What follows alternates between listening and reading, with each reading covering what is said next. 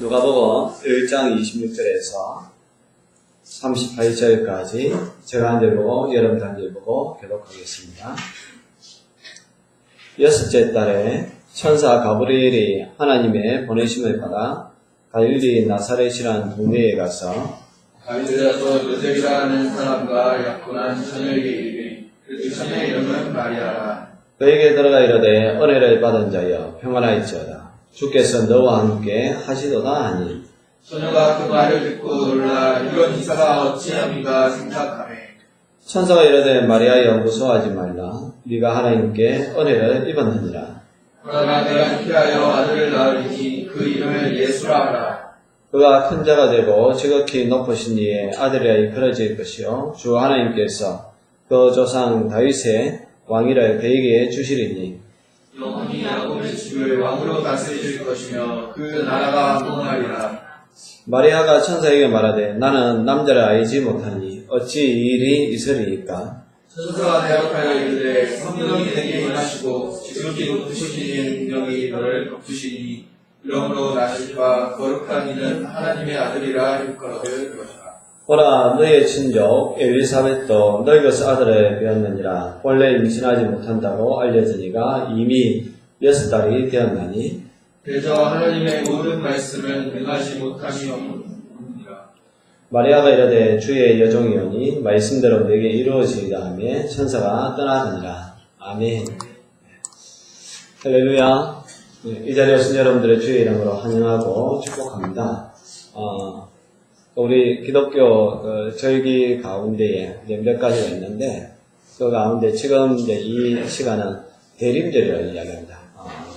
어드벤투스, 라틴어로 이야기하는 다가옴을 기다리는 시간인데 그 다가옴이라는 것은 예수님이 이 땅에 오신 성탄절, 초림 예수님을 기다리고 또 그 이면 속에는 재림 예수님도 같이 기다린다라는 그런 의미가 있습니다.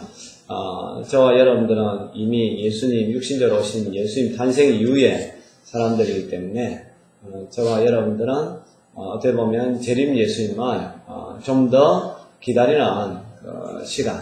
그래서 성탄절 되기 4주간의 그 기간을 갖다가 그렇게 하는 거죠. 가톨릭에서는 이 기간을 아주 중요하게 생각합니다. 보통 이제 부활절 앞두고 4주 전이 이제 사순절, 그것을 중요하게 생각하듯이 또 이제는 예수님 오시기 전에 이 4주간의 이 시간을 아주 중요하게 생각을 하는데요. 저와 여러분들도 이번 4주간 동안은 예수님의 그 오심은 좀 더 묵상하고 예수님이 왜 이 세상에 오셨을까 그걸 한 번 더 생각하시고 그래서 예수님과 함께 동행하는 그러한 시간들이 되었으면 좋겠습니다. 우리가 흥행을 이끄는 영화나 드라마는 주인공이 아무래도 이제 하이라이트를 이제 밖에 스포트라이트를 이제 밖에 되어 있지 않습니까? 그런데 주인공을 빛나게 하는 조연, 그러니까 조연 없는 주연은 없잖아요. 그 주연이 그만큼 이제 스포트라이트를 받게 되는 것은 옆에서 같이 배역을 감당하는 조연들이 있기 때문에 그 주연이 있게 되어 있습니다. 조연 중에 좀 이름값 하는 사람들 몇 명 있지 않아요? 그 유해진이라든지 오다이수라든지 그 사람들은 어떻게 보면 평생 조연, 그렇지만 우리에게는 이제는 주연처럼 익숙한 이름들, 그런 이름들인데 그 사람들이 있으니까 그 영화가 더 재미있고 또 감초 역할도 하고 또 그러면서 이제 주인공이 더 두드러지는 것을 볼 수가 있습니다. 크리스마스의 주연은 누구일까요? 당연히 예수님이시죠. 예수님이 크리스마스의 주인공인데 그러나 그 예수님의 탄생을 빛나게 했던 조연들이 있습니다. 어떻게 보면 그들이 없었다면 예수님의 탄생이 지금처럼 이렇게 빛나지는 않았을 것입니다. 그래서 앞으로 4주간 네 번의 설교를 통해서 크리스마스를 있게 한 그 조연들의 믿음에 대해서 한번 살펴보고자 합니다. 오늘 그 첫 번째 시간 그 조연의 역할을 감당했던 마리아에 대해서 같이 나누고자 합니다. 그 이레데우스라는 교부가 이런 말을 했는데요.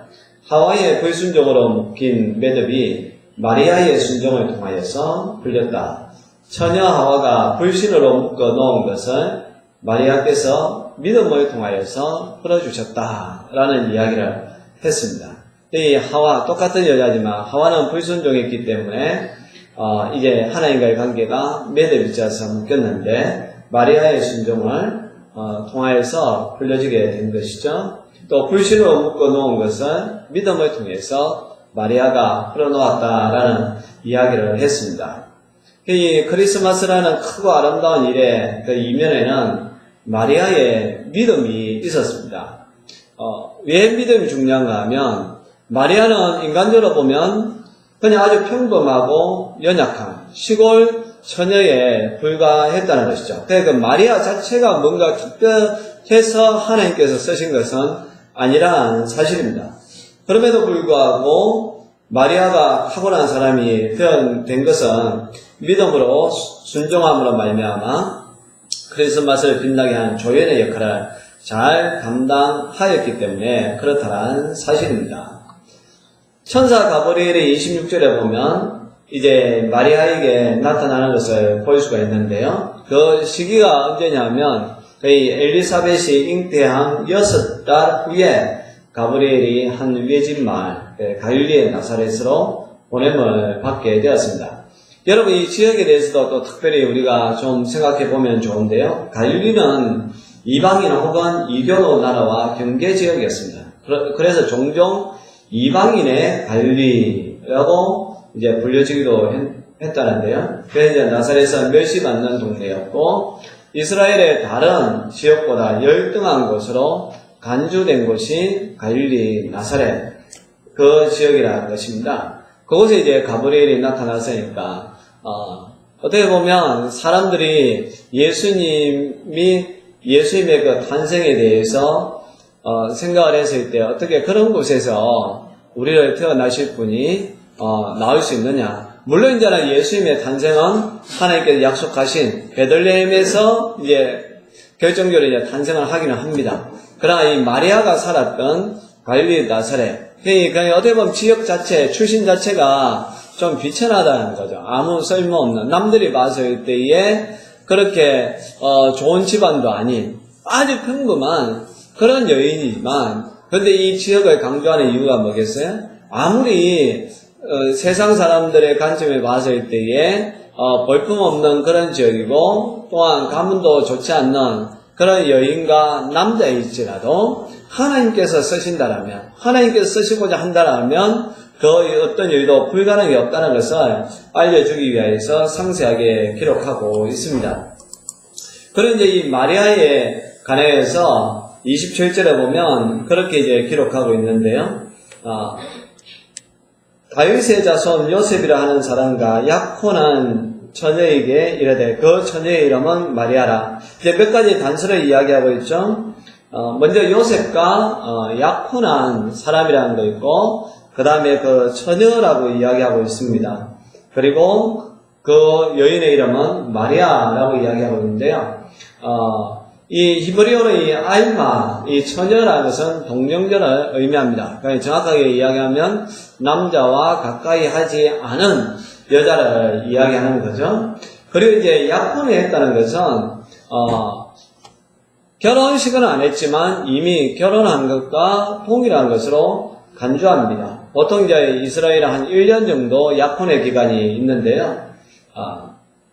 그래서 이제 이것을 통하여서 그 약혼 기간 중에 어떤 성적인 접촉은 간음이고 돌에 맞아 죽는다라는 그러한 꼴이 있습니다. 그리고 또 이 약혼은 너무 진지한 것이어서 많이 깨어지게 된다라면 이혼으로 간주되는 것이죠. 이런 것을 봤을 때 이 마리아가 지금 이 천사 가브리엘이 찾아와서 자기에게 동정녀 수태고지를 했다는 것 자체가 마리아의 입장에서는 받아들이기에 결코 쉽지 않았다는 것을 보여주고 있습니다. 그런데 오늘 그 28절에 보면 가브리엘이 마리아에게 이렇게 이야기합니다. 은혜를 받은 자여 평안하일지어다. 주께서 너와 함께 하시도다 라고 이야기하고 있습니다. 그리고 또 30절에도 천사가 이르되 마리아여 무서워하지 말라. 네가 하나님께 은혜를 입었느니라. 여러분, 우리가 보통 이제 이런 인사하면 참 기분 좋잖아요. 은혜 많이 받으세요. 예. 그런, 이제 어떻게 보면, 덕담이죠. 예. 그런 말 들으면, 아멘 한다든지, 예, 감사합니다. 그렇게 하지 않습니까? 물론 이제, 마리아도 처음에는 이 말의 의미가 뭔지 잘 몰랐죠. 왜 갑자기 천사가 나타나가지고, 자기를 향하여서 은혜를, 받을지어다 은혜가 너에게 있다 라고 이야기했을 때에 야 은혜 하면 참 좋은 말이잖아요. 그런데 그 결과를 들었을 때 그 은혜의 의미가 뭔지 여러분 그게 과연 은혜일까 한번 생각을 해보아야 한다는 것이죠. 여러분 여성들이 아이를 가지면 참 축하를 많이 해주잖아요. 임신했습니다 하면 축하드려요 막 그렇게 하잖아요. 근데 임신했다고 해가지고 다 좋을까요? 아니지 않습니까? 도리어 아이를 가진 것이 너무나 자기에게는 고통스럽고 또 어떻게 해야 될지도 모르고 남에게 부끄러운 그런 경우도 있죠. 그러니까 예를 들어서 이제 결혼하기 저희가 더군다나 이제 10대 때에 어쩔 수 없이 이제 아이를 가진 그런 경우 아이고 아이를 가졌다라는 그 소식을 들었을 때 축하합니다. 그렇게 이야기하면 그게 좋은 인사가 아니지 않습니까? 도리어 그것은 자기를 이제 놀리는 것과 같은 그런 게 이제 되는 것이죠. 저도 이제 몇 년 전에, 어떤 그 대학생이 이제 상담을 요청해가지고 상담을 했던 적이 있는데, 이제 그 친구도 이제는 그런 이야기 하는 거예요. 그냥 전 사실 그 친구 얼굴도 몰라요. 멀리서 그냥, 메시지로 이제 주고받았기 때문에, 그 친구 이제 나이가 이제 20살. 그 이제 대학교 이제 1학년인데 남자친구하고 사귀다가 그 이제 아이를 이제 가지게 된 거예요.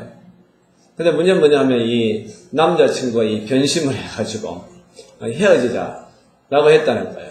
예. 그러면서 그 아이도 이제는 치우라고 그렇게 이제 한 거죠. 더군다나 그 남자친구뿐만 아니라 남자친구의 이제 어머니까지. 이제 보통 그런 가끔씩 그러면 너를 만나가지고 우리 아이의 인생이, 망가졌다고. 어떻게 보면, 아이를 가진 것조차도 그 여자의 잘못으로 그 남자아이의 부모가, 막 하더라는 거예요. 이거 어떻게 해야 되냐. 저쪽에서는 아이를 치우면, 그래서 이 남자가 이제 그런 이야기를 했대. 아이를 치우면 내가 다시 생각을 해보겠다. 너와 사귀는 것을. 그러나, 아이를 낳을 수는 없다. 아이를 치워라. 라고 이야기하는 거죠. 근데 이제 자기 입장에서는 사랑하는 그래도 이제 남자친구의 그 아이인데, 이 아이를 치우고 싶은 마음은 없는데 또 안 치우려고 하니까, 그렇잖아요. 이게 아이를 놓는다 할지라도, 이걸 어떻게 양육하고, 또 이제 나이가 20살밖에 안 되는데, 이걸 자기가 어떻게 해야 될지 잘 모르겠다는 거예요. 그래서 저한테 이제 물어보는 거죠. 예. 참 어렵죠. 물론, 목사로서 대답은 쉽습니다. 절대로 아이를 갖다 치우면 안 됩니다. 그렇잖아요. 목사가 어떻게, 해대가지고, 아이를 치우세요. 어떻게 이야기하겠어요?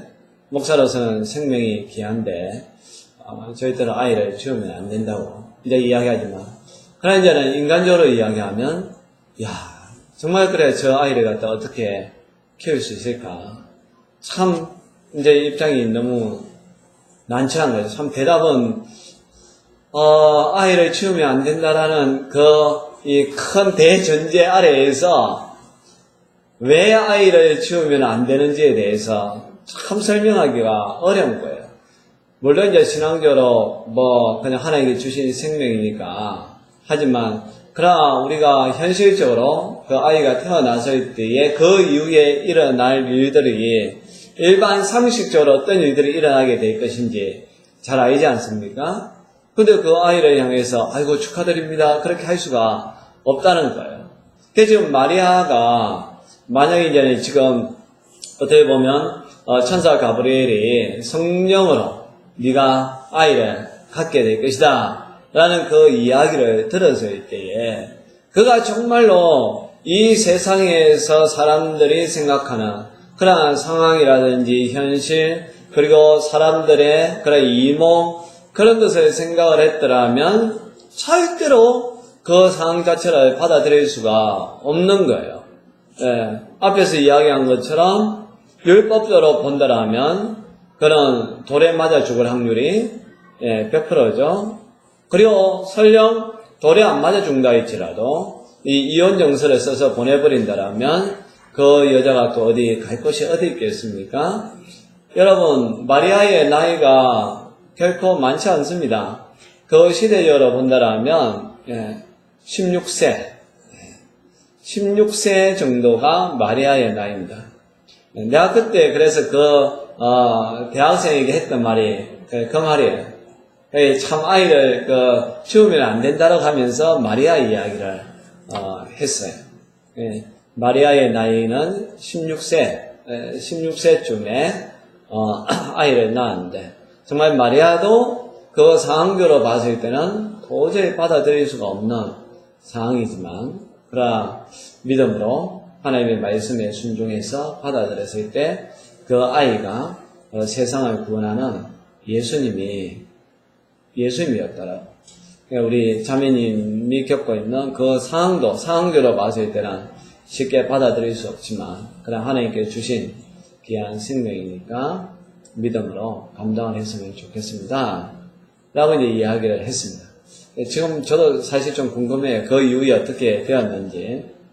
근데, 마리아의 나이가 16세 정도 되었을 때에, 그런 소식을 들었으니까, 가브리엘은 은혜를 받은 자여, 참 너에게 은혜가 있다라고 했는데, 근데 우리 지금 상황적으로 봤을 때 그게 결코 은혜가 아닌 것이죠. 여러분, 마리아뿐만 아니라 우리에게도 지금 그런 모습이 있을 수도 모릅니다. 마리아와 같은 그런 상황이 있을 수도 있다는 거예요. 지금 남들은 참 좋겠습니다라고 하지만 그러나 막상 내 상황적으로 봤을 때는 그게 결코 좋지 않는 상황들이 너무 많은 거예요. 왜 내가 이런 일을 당해야 할까? 내가 어떻게 이것을 감당할 수가 있지? 내가 이렇게 할 때 남들이 나에 대해서 뭐라고 이야기할까? 여러분, 그런 경우를 우리도 종종 당하는 경우가 있지 않습니까? 근데 이제 오래 좀 사신 분들은 그런 이야기를 하죠. 네. 야, 너 지금 힘든 건 알지만, 그래도 지나고 나면 그게 다 축복의 통로가 될 거야. 네. 돌아보면 참 그때가 감사했다라고 그렇게 이야기할 거야. 여러분, 그런, 위로의 말을 듣는 경우가 있잖아요. 이제 우리, 좀 살아본 사람은 그 사람을 이제 위로한다라고, 그런 말을 하죠. 그러나, 그 현실 속에 있는 사람의 입장에서는 그 말 자체가 위로는 안 돼요. 그러면 뭐가 필요한지 아십니까? 그 말 자체는 위로가 안 되고, 그 상황 자체는 위로가 안 되지만, 결국 우리에게 중요한 것은 믿음이라고 합니다. 그 말을 믿음으로 받아들이면 그것이 위로가 되고요. 근데 그 말을 갖다가 믿음으로 받아들이지 않으면 그것은 결코 위로가 될 수도 없고 그 상황을 받아들일 수가 없다라는 사실입니다. 마리아의 탁월한 점이 뭐겠습니까? 세상적인 관점으로 봤을 때 마리아가 내세울 건 아무것도 없어요. 그리고 그 상황적으로 봤을 때에도 자기도 이해가 안 되고 다른 사람도 이해할 수 없는 그런 상황입니다. 심지어 약혼한 요셉도 이해가 안 되었다라 했잖아요. 그래서 이제 우리가 다음 주에 요셉을 살펴보겠지만 요셉도 그냥 가만히 끊고자 하여라고 이야기했습니다. 그나마 요셉은 착한 남자였어요. 내가 보면 볼수록 야, 이런 남자 만나는 여자는 진짜 행복하겠다. 예. 어떻게 자기 약혼녀가 아이를 가졌잖아요. 그러니까 그 당시에는 아이를 가지는 거는 딱 하나밖에 없잖아요. 네. 나하고 동침을 했든지 딴 남자하고 동침을 했든지. 근데 요셉은 당사자니까 자기는 동침을 안 한 건 분명하거든요. 근데 아이를 가졌으니까 이 여자는 말 그대로 딴 남자하고 동침해놔놓고 나한테 심지어 거짓말까지 한다고 생각했으니까 여러분 그거 참을 수 있겠습니까? 당장 막 동네 사람들 이야기해가지고 돌려쳐서 죽이겠죠. 막 분노가 나가지고 억울해가지고. 근데 이제 요셉은 가만히 이제 끊고자 하여, 최소한 죽이지는 않겠다는 거예요. 내가 임신을 시키고 내가 마음에 안 들어서 이 여자를 버린 것으로 하겠다. 얼마나 멋진 남자예요. 그러나 지금 이 마리아도 이제 그런 앞으로 미래까지도 생각을 한다라면 결코 그 상황을 받아들일 수가 없는 거죠. 내가 어떻게 요셉한테 이 상황을 갖다가 이야기하냐고, 요셉이 어떻게 반응할지도 알 텐데. 그래서 마리아도 처음에는 자기가 이 상황 자체를 갖다가 받아들일 수 없다고 이야기하고 이해가 안 된다라고 이야기하고 있습니다. 34절 한번 보세요. 마리아가 천사에게 말하되 나는 남자를 알지 못하니 어찌 이 일이 있으리까? 라고 이야기합니다. 일반적인 생물학적인 그러한 관점으로 봤을 때에 한 여인이 아이를 가진다는 것은 남자와 결합을 할 때에, 동침을 할 때에만 가능한데 지금까지 나는 남자를 알지 못하는 상황인데 어떻게 나에게 이런 일이 일어날 수가 있겠느냐라는 거예요.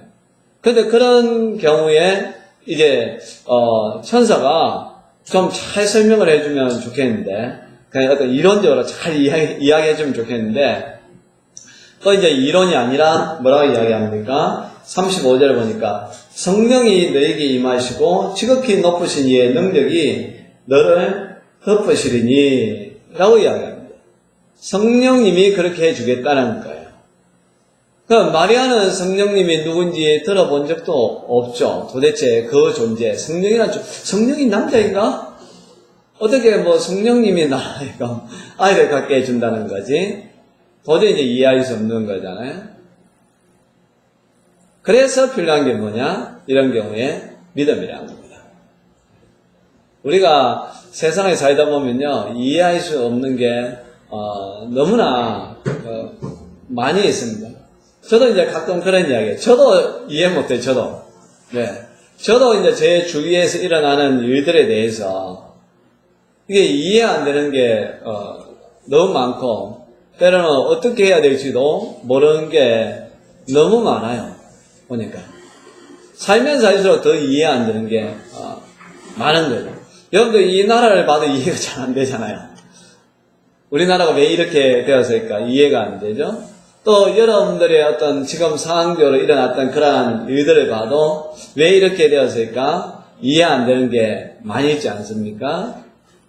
그럼 어떻게 하겠어요? 이해 안 된다라고 해가지고 여러분들이 포기하겠습니까?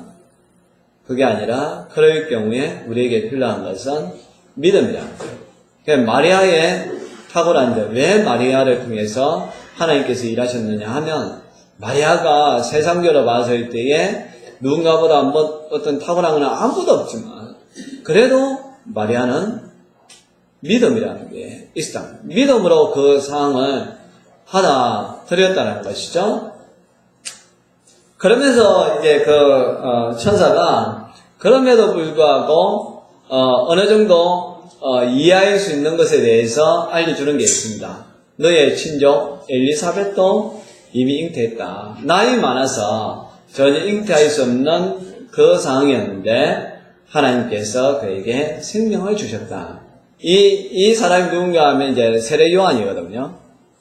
세례 요한이 이 엘리사벳, 아버지가 사가랴고 이제 엄마가 이제 엘리사벳인데, 완전히 이제 나이 많아서 어떻게 보면 경수가 다 끊어졌을 때에 아이를 가질 수 없었지만 하나님께서 갖게 해 주셨기 때문에, 하나님께서 하시고자 한다라면 할 수 있다라는 사실입니다. 그래서 37절에 보니까 하나님의 모든 말씀은 능하심이 없느니라 라고 말씀하고 있습니다. 여러분, 믿음이라는 게 바로 이것입니다. 나에게 일어나는 어떤 상황들을 참 이해할 수 없어요. 그러니까 이해할 수 없는 게 어떻게 보면 맞아요. 이해하려고 하면 더 이해할 수 없는 그런 것들이 우리 주위에는 많이 일어납니다. 그러나 하나님의 말씀은 모든 것이 가능하다는 거예요. 그렇기 때문에 저와 여러분들은 하나님의 말씀을 아멘으로 받아들일 때에 거기에서부터 이해할 수 없는 것들이 이해가 되는 거예요. 불가능했던 것들이 가능하게끔 되어 있다는 사실입니다. 마리아는 바로 이 말을 갖다가 믿음으로 받아들였다는 거죠. 대저 하나님의 모든 말씀은 능하지 못하심이 없느니라. 나는 이 말 한마디, 이 말 한마디를 갖다가 마리아가 받아들였을 때에 그때부터 이제 놀라운 일들이 마리아의 삶 가운데서 일어나게 되었다는 사실입니다. 여러분들도 마찬가지입니다. 정말 여러분들이 이 땅에서 마리아와 같은 그런 인생, 어떻게 보면 조연이지만 언제나 우리 인생의 주인공은 예수님이신데 내가 조연의 그 역할을 잘 감당해야 됩니다. 예수님의 이름이 영화롭게 영광스럽게 되려고 한다면 저와 여러분들도 마리아와 같이 하나님의 말씀을 아멘으로 받아들이고 나아가야 한다는 겁니다. 그럼 그때부터 여러분들의 삶 가운데에 정말 이 드라마틱한 그런 일들이 일어나게 될 것이고 마지막은 해피엔딩으로 끝나게 될 거라는 사실입니다. 그래서 이제 마리아가 38절에 이렇게 이야기하고 있지 않습니까? 주의 여종이오니 말씀대로 내게 이루어지다 하며 천사가 떠나가니라 라고 이야기합니다. 주의 여종이라는 것은 노예라는 거죠. 그 여종, 그 자기를 갖다가 여종으로 받아들였다는 겁니다. 여러분, 노예는 뭐예요? 그냥 주인이 이렇게 해라고 하면 네, 저렇게 해라고 하면 네, 이것이 맞다라고 하면 맞습니다. 틀렸다라고 하면 틀렸습니다라고 하는 것이 노예잖아요. 그래서 지금 이제 마리아가 자기의 상태를 갖다가 그렇게 이제 받아들였다는 거예요. 신분적으로 진짜 노예는 아니잖아요. 그냥 마리아는 평범한 여성이에요. 예, 진짜 노예는 아닙니다. 그러나 하나님 앞에 딱 서니까 하나님이 내 인생의 주인이고 나는 종, 나는 노예. 그럼 내가 무슨 말 하겠냐? 그냥 내가 이해는 안 되지만 지금 이 상황이 이해가 안 되지만 그래 주인이 내가 너로 하여금 아이를 갖게 하겠다라고 했으니까 내가 노예의 입장에서 거부할 이유가 없다는 거예요. 그래서 내가 거기에 대해서 아멘 한다는 거예요. 받아들이겠습니다. 거기에서 이제 놀라운 일들이 일어나는 것을 볼 수가 있습니다. 그래서 이제 마리아가 하나님의 그 말씀을 순종을 하게 되고 그래서 이제 보면 요셉에게 담대하게 나아가죠. 나에게 이런 일이 일어났습니다. 라고 이제 이야기를 하는 용기가 생기는 거예요. 감히 말할 수 없지만 그래 정말 이것이 믿음이에요. 내가 믿음으로 받아들이면 내가 어떻게 그것을 감당할 수 있을까? 라는 생각하는 것이 아니라 하나님께 맡겨버리는 겁니다. 그러니까 죽으면 죽으리이다. 하나님이 가라고 했으니까 가고 멈추라고 했으니까 멈추고 그렇게 하는 거죠. 그래서 돌아보면 그것이 은혜라는 것입니다. 내 능력으로 되는 것이 아니니까 나의 이론으로 되는 것이 아니니까 돌아보니까 은혜고 그 28절에 다시 돌아보면 이런 이야기 하잖아요. 은혜를 받은 자여 평안하였지어다. 주께서 너와 함께 하시도다. 가장 큰 은혜는 뭐냐? 바로 주님이 함께 하시는 은혜라는 거예요. 여러분 우리는 이 세상 살다 보면 자꾸 어떤 상황들이 더 나아지기를 바라잖아요. 거기에서 뭔가 평안을 누리기를 원하고 있지 않습니까? 그러나 정말 하나님께서 우리에게 주시는 은혜는 어떤 상황이 더 좋아지는 것보다 주님이 그 상황 가운데 함께 하시는 그 은혜랑 또 우리가 그 사실을 내가 믿고 받아들일 때에 상황과 상관없이 어떤 현실과 상관없이 우리는 찬양하며 나아갈 수가 있게 된다는 거예요. 그러니까 우리가 늘 어떤 그 내 고민의 중심에는 믿음하고 이게 동떨어지게 생각을 하면 안 돼요. 네.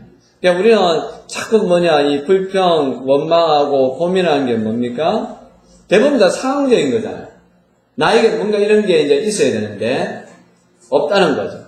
나에게 어떤 이런 사람이 있어야 되는데 또 이런 사람이 없고 나에게 이런 지식이 있어야 되는데 이런 지식이 없어가지고 막 힘든 거지 않습니까? 정말 그런데 그것 때문에 힘드냐? 여러분 또 우리가 아는 건 또 있기는 있어요. 뭔지 아십니까? 그래 그거 문제가 하나 해결되고 나면 잠깐 좋은 줄 알았는데 보니까 또 필요한 거예요. 또 사람도 있어야 되고, 또 지식도 있어야 되고. 그게 끝이 없는 거예요, 어떻게 보면. 우리는 그거 하나만 있으면 다 끝날 거라고 생각하지만, 아니라는 거예요. 상황은 그러니까 영원히 나를 만족시켜 못 준다는 거예요. 네. 그러나, 어떤 상황이 있든지 간에 예수님과 우리가 함께하고 있으면, 비록 그 상황이 내 뜻과 다르게 간다 할지라도, 우리는 거기에서는 감사와 기쁨이 나올 수 있는 거예요. 그런 점에 있어서 우리가 사실 이 세상 살아갈 때에 여러분 또 감사하지 않을 수 없는 게 또 없는 거죠.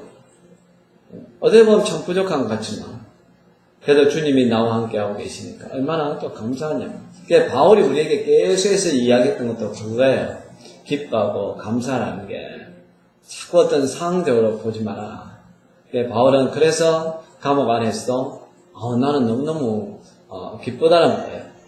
여러분 그렇지 않습니까? 여러분 우리가 생각할 때 바울이 너무 안 돼 보이잖아요.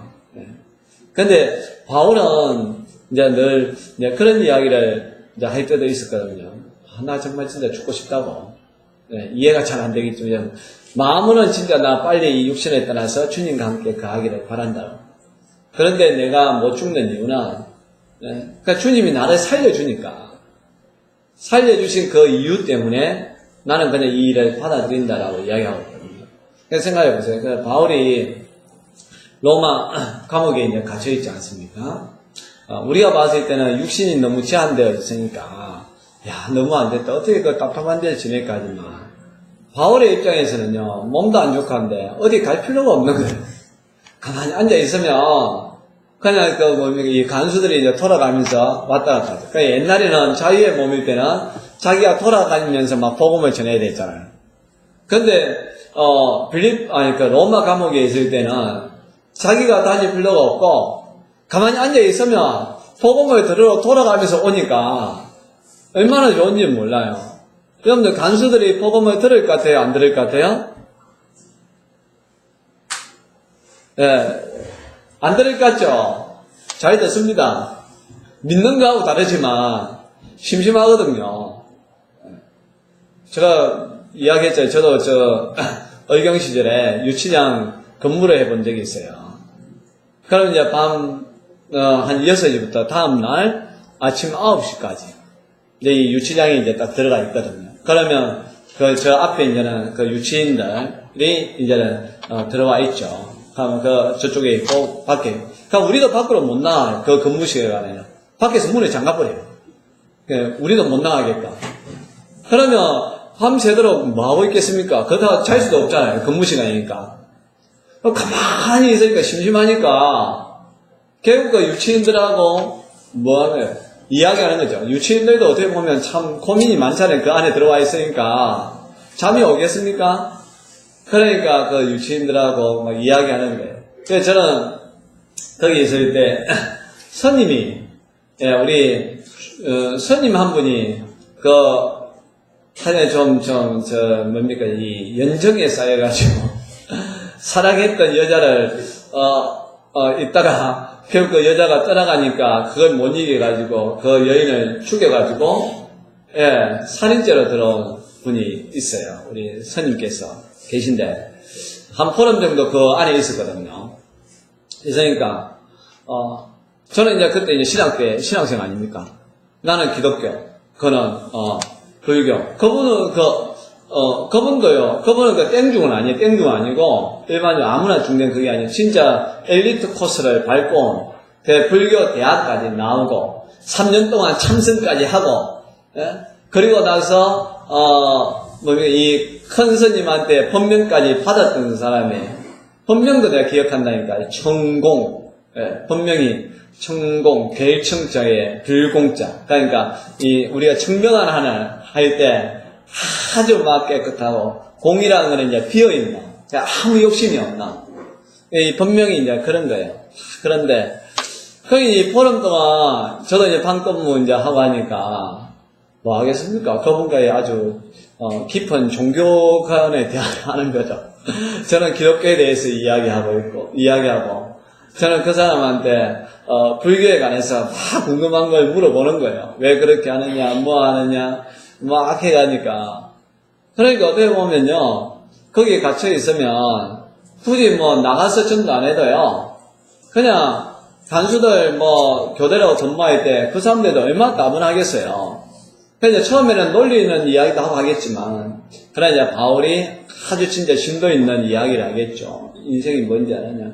당신 정말 죽고 난 다음에 천국에 갈 수 있느냐. 네. 그러면 사실 그런 부분에 대해서 누구나 한 번쯤은 생각해 보지 않겠습니까? 그래서 바울은 거기에서 그 간수들을 갖다가 해결시키고 그들을 구원시키지 않습니까? 그 사람들이 가이사의 집, 그러니까 이 궁궐에 나중에 들어가지고 또 자기 가족들을 구원시키고 그렇게 했다라고 성경에 나와 있거든요.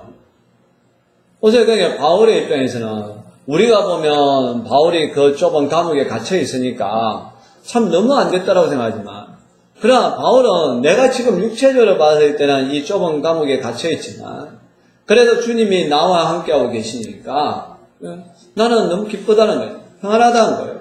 뭐 복음 우리가 생각했을 때는 나가서 전해야 하지만 진짜 복음을 전하고자 하는 그러한 마음이 있더라면 여기에서도 가능하다는 거예요. 그래서 그 간수들에게 복음 전하고 그 간수 한 명에게 복음을 전했을 뿐인데 그 사람이 변화해서 가족들 그리고 다른 사람들에게 복음을 전하는 놀라운 이야기를 또 자기가 듣게 되니까 역시 하나님이 함께 하시는 거 그것이라면 바로 천국이고 거기에 참된 평안이 있구나 깨닫게 된 것이죠. 그 마리아도 이제 그 믿음을 가지게 되었다는 겁니다. 그래서 이 논리적으로 봤을 때는 앞으로 일어날 일이 너무너무 무섭지만 그래도 하나님께서 함께 하겠다. 그래서 너 두려워하지 말라, 염려하지 마라 라고 했을 때에 이제 그가 요셉에게 이야기하는 거죠. 사실 그대로. 그래서 이제 그때부터 놀라운 일들이 일어나는 것을 볼 수가 있습니다. 저와 여러분들도 이제 이 크리스마스를 생각하며 마리아와 같은 이런 믿음을 가졌으면 좋겠습니다. 두렵고 떨리고 또 근심 어린 그러한 모습들 또 어떤 상황이 바뀌기를 원하는 그러한 것 때문에 염려하고 있더라면 그 상황에 막 집중하는 것이 아니라 더 주님에게 집중하여서 주님 제가 주님 믿고 일단 나아가겠습니다. 주님이 함께 해주십시오. 라고 했을 때 진짜 놀라운 일들이 일어나게 될 줄로 믿습니다. 우리 찬송하겠습니다. 거꾸로 나가버려. 네.